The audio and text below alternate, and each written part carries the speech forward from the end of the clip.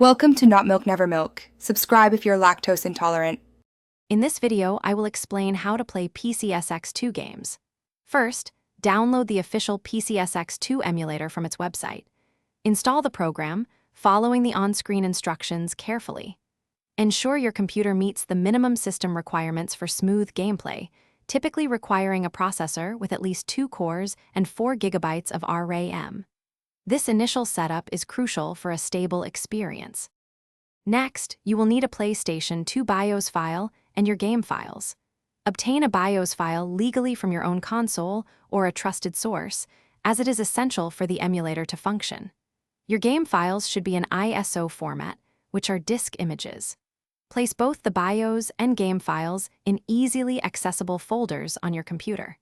This organization helps the emulator locate them quickly. Now, open PCX2 and configure its settings for optimal performance. Navigate to the configuration menu to set up your graphics, sound, and controller plugins.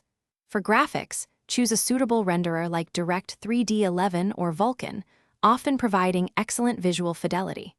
Map your keyboard or gamepad controls for comfortable play, ensuring all essential buttons are assigned. Experiment with these settings to find your ideal balance. Finally, load your game and begin playing.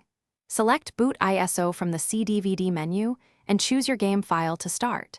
If you encounter issues, check the PCX2 wiki for troubleshooting tips, as many common problems have documented solutions. Adjust settings like internal resolution for better visuals or performance as needed, perhaps increasing it to 2 times native for sharper images. Enjoy your classic gaming experience. Thanks for watching. If this was helpful, leave a like and consider subscribing. See you next time.